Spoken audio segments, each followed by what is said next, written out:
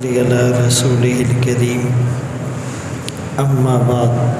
فأعوذ بالله من الشيطان الرجيم بسم الله الرحمن الرحيم وإنك لعلى خلق عظيم صدق الله العظيم۔ ربیع الاول کا بابرکت مہینہ ہے۔ اس مہینے میں اخلاق نبوی کے چند واقعات بیان کروں گا۔ 29ویں پارے میں سورۃ القلم میں اللہ کریم فرماتے ہیں کہ اے نبی، آپ اخلاق کے اعلیٰ مرتبے پر فائز ہیں۔ خدیجۃ الکبریٰ رضی اللہ عنہا جو رسول اللہ صلی اللہ علیہ وسلم کی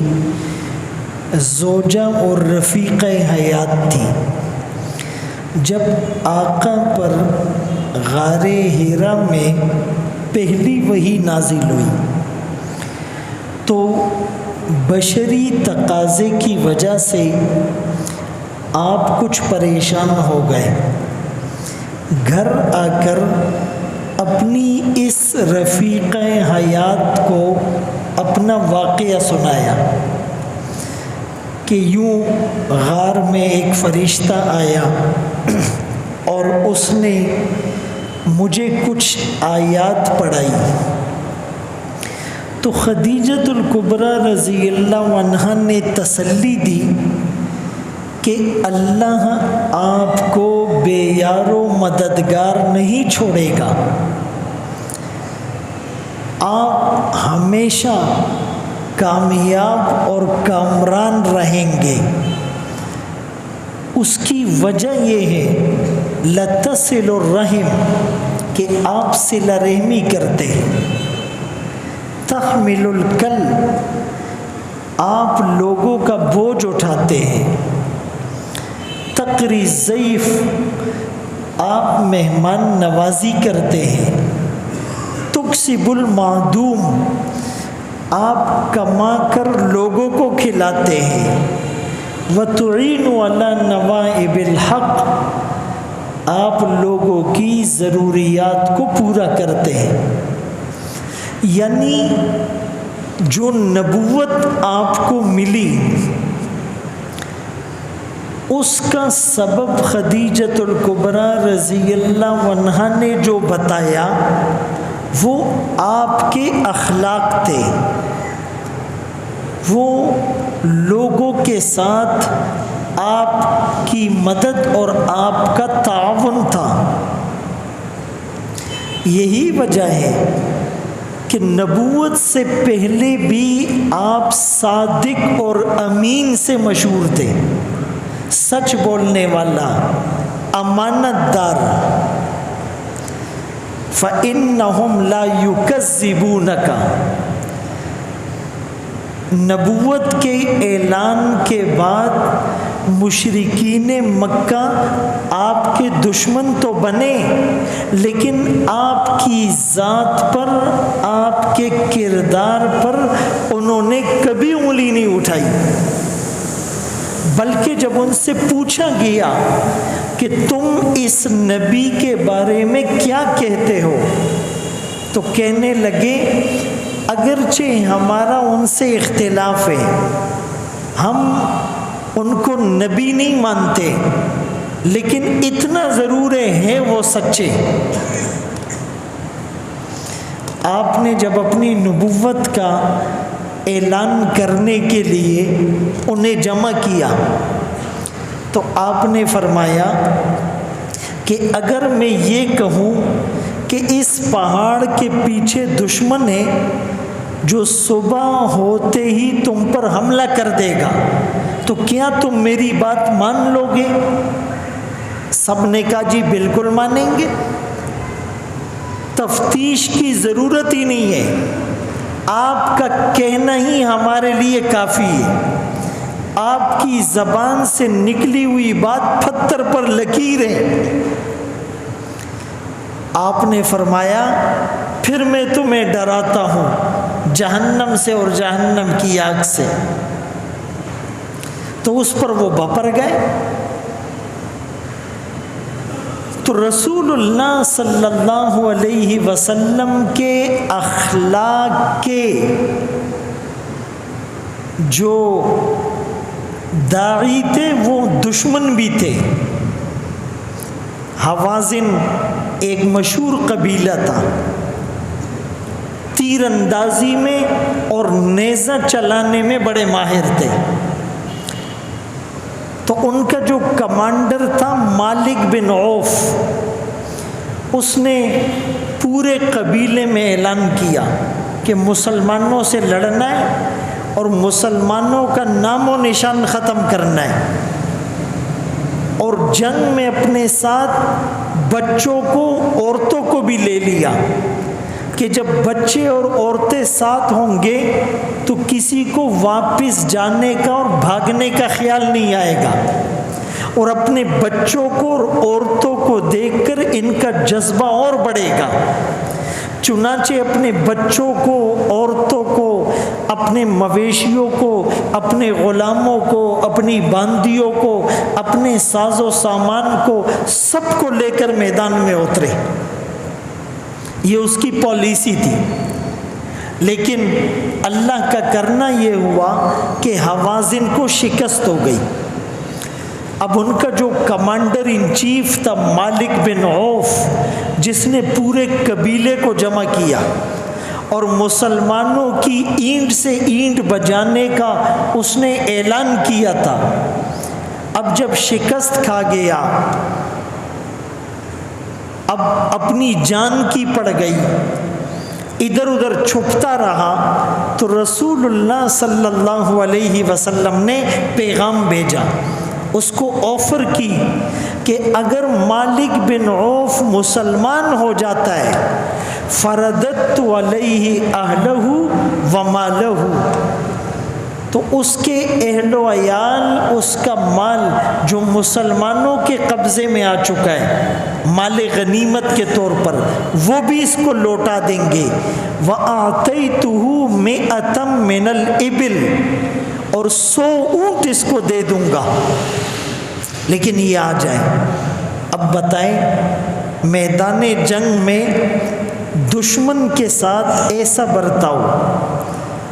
وہ دشمن جو اپنا پورا زور آپ کو مٹانے پر صرف کر رہا تھا اور اب شکست کھا چکا ہے، اب اس کے پاس فوج بھی نہیں ہے، اب اس کے پاس کوئی چارہ بھی نہیں ہے، پھر بھی آپ کے اخلاق کہ اس کو اتنی بڑی آفر دے رہے ہیں۔ یہاں تو دشمن ہتھے چڑھ جائے تو اس کی بوٹی بوٹی قیمہ قیمہ کر دیتے ہیں۔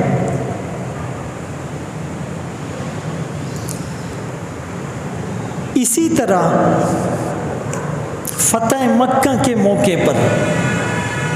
فتح مکہ 8 ہجری کو ہوا، جب رسول اللہ صلی اللہ علیہ وسلم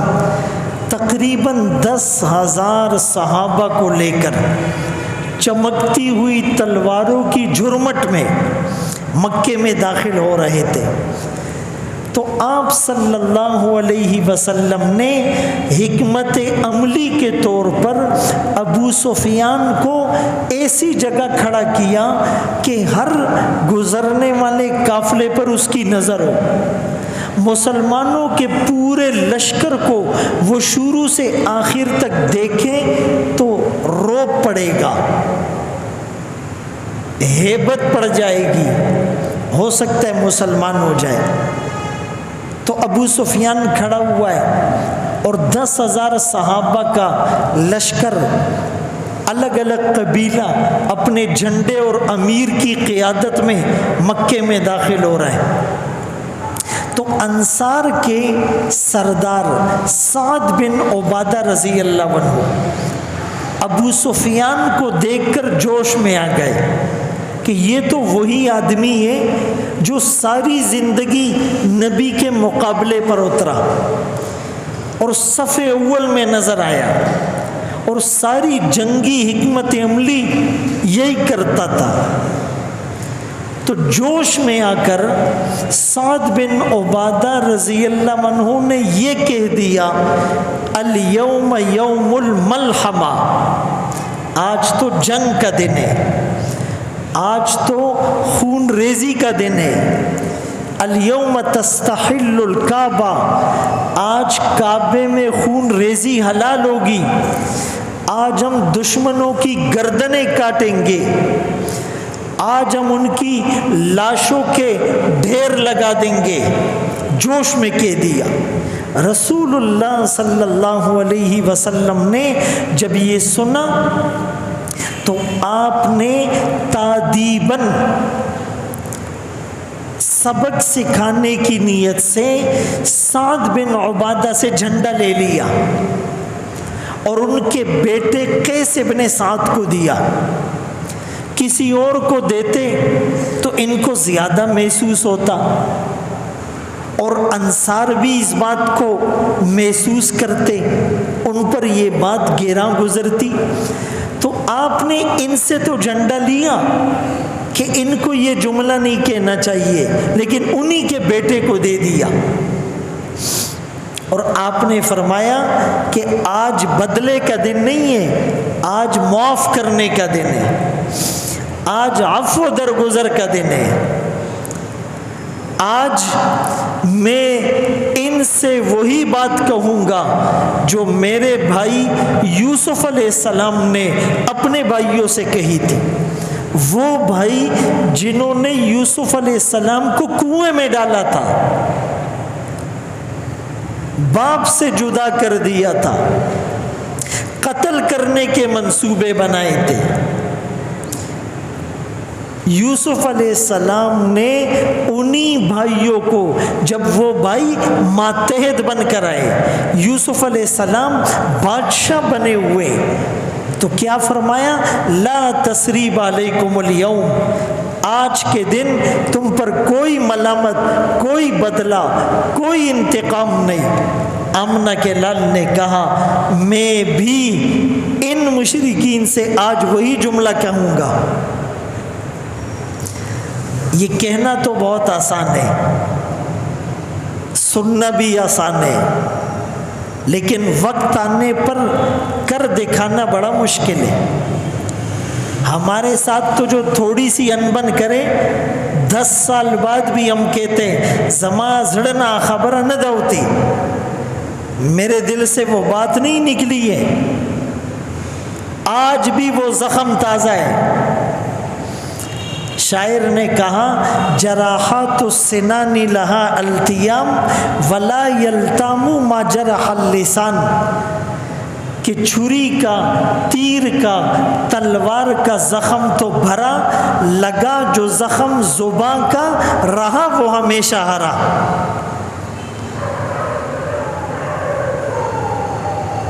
تو یہ آسان بات نہیں تھی۔ جنہوں نے پتھر مارے، شاعر کہا، ساحر کہا، مجنون کہا، آپ کی بیٹیوں کو طلاقیں دلوائی، آپ کو پتے چبانے پر مجبور کیا، آپ کو ہجرت پر مجبور کیا، سجدے کی حالت میں آپ پر اونٹ کی اوجری ڈالی، آپ کو نماز پڑھنے سے روکا، لیکن آج آپ پاور میں ہیں، آپ بدلہ لینے کی پوزیشن میں ہیں، وہ سب سر جھکائے کھڑے ہیں۔ آپ نے فرمایا کہ جو بیت اللہ میں آیا اس کو پناہ مل گئی، جو ابو سفیان کے گھر گیا اس کو بھی پناہ مل گئی، جس نے اپنے گھر کا دروازہ بند کیا اس کو بھی پناہ مل گئی۔ سلام اس پر جس نے خون کے پیاسوں کو قبائیں دی، سلام اس پر جس نے سختیاں سن کر دعائیں دی، سلام اس پر دشمن کو حیات جاں ودا دے دی، سلام اس پر ابو سفیان کو جس نے اما دے دی، سلام اس پر جس نے فضل کے موتی بکھیرے ہیں، سلام اس پر بروں سے جس نے فرمایا یہ میرے ہیں، سلام اس پر فضا جس نے زمانے کی بدل ڈالی، سلام اس پر جس نے کفر کی قوت کو چل ڈالی، سلام آمنہ کے لال اے محبوب سبحانی، سلام فخر موجودات، فخر نوع انسانی۔ یہ آپ کے اخلاق تھے جس سے متاثر ہو کر لوگ مسلمان ہوئے تھے۔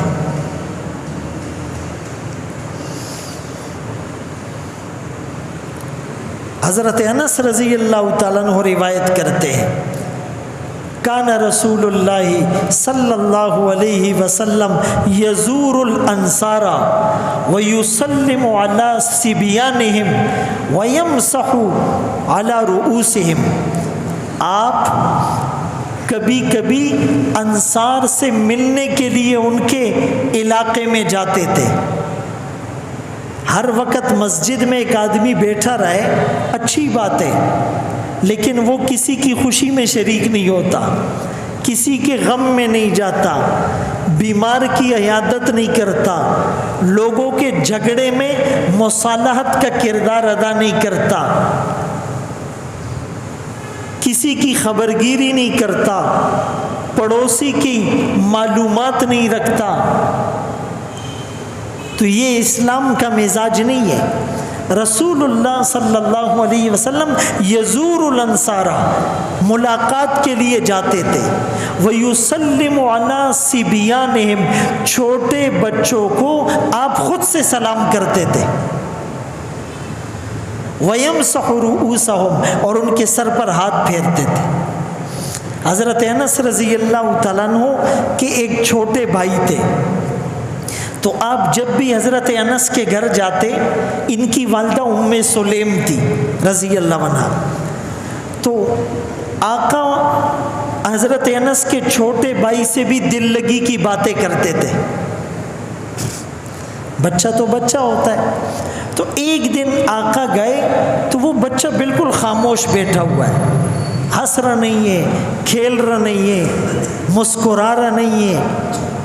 آپ سے دل لگی کی باتیں نہیں کر رہا۔ تو آپ نے پوچھا یہ بچہ کیوں افسردہ اور اداس ہے؟ ایک بچے کی بھی آپ کو فکر ہے، ادھر اپنے گھر میں باپ اداس بیٹھا ہوا ہے، ہمارے پاس ٹائم ہی نہیں ہے کہ اس سے پوچھے ابا جان کیوں ناراض ہیں، کیوں افسردہ ہے، طبیعت تو ٹھیک ہے، سر میں تو درد نہیں ہو رہا،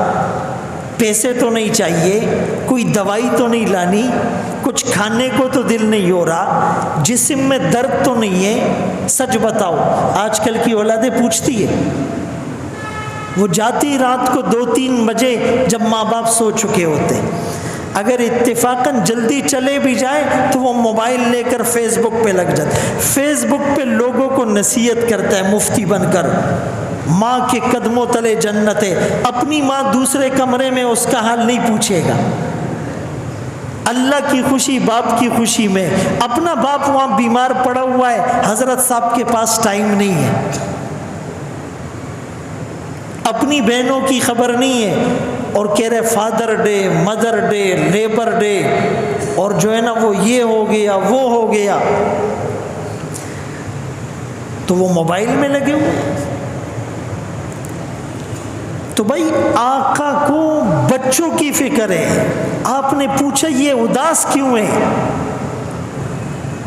تو کہا جی اس کی ایک چڑیا تھی، اس کو عربی میں نغیر کہتے،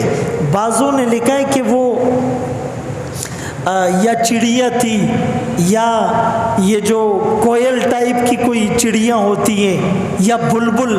جس کی چونچ سرخ ہوتی ہے، اس کو عربی میں نغیر کہتے،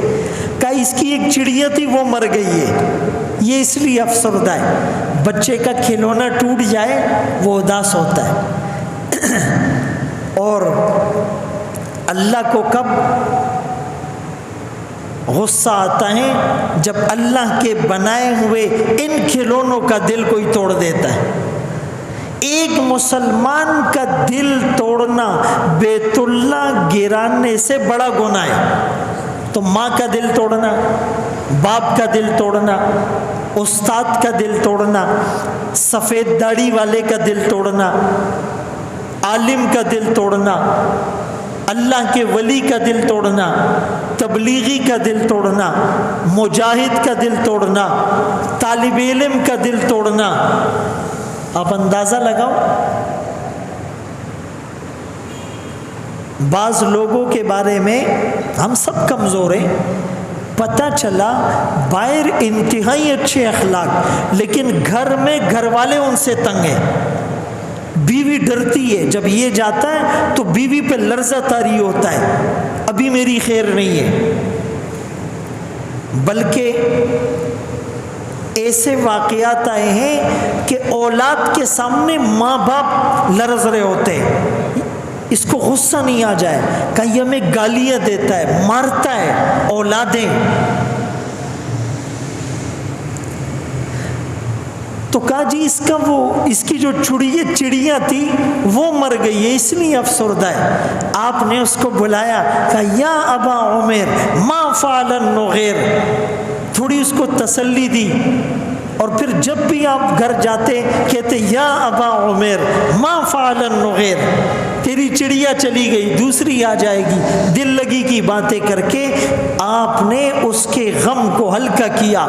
میرا نبی ایک ایک امتی کا غم ہلکا کرنے کے لیے دن رات رویا، آج پوری امت مل کر نبی کا غم ہلکا نہیں کر رہی ہے، نبی کو تکلیف دیتے ہیں اس سنت کو گندی نالی میں بہا کر، انگریز کے طریقے پر بال بنا کر، یہود کے طریقے پر لباس پہن کر، ہندوؤں کے طریقے پر شادی کر کے، انگریزوں کے طریقے پر کاروبار کر کے، قادیانیوں کو عہدوں پر بیٹھا کر، کی پوسٹوں پر بیٹھا کر، اللہ کے دشمنوں کو گلے لگا کر ہم اللہ کو اور اللہ کے حبیب کو ناراض کر رہے ہیں۔ اس جرم سے توبہ کیجئے، اس مہینے میں 100% سنتوں پر عمل کرنے کی ٹھان لیجئے۔ اللہ تعالیٰ ہم سب کو ان باتوں پر عمل کی توفیق نصیب فرمائے۔ وآخر دعوانا ان الحمدللہ رب العالمین۔ یا حی یا قیوم برحمتک استغیث اصلح لی شأنی کلہ ولا تکلنی الی نفسی طرفۃ عین رب اغفر وارحم وانت خیر الراحمین رب اغفر وارحم انک انت الاعز الاکرم وصلی اللہ تعالی علی خیر خلقہ محمد وآلہ واصحابہ اجمعین برحمتک یا ارحم الراحمین۔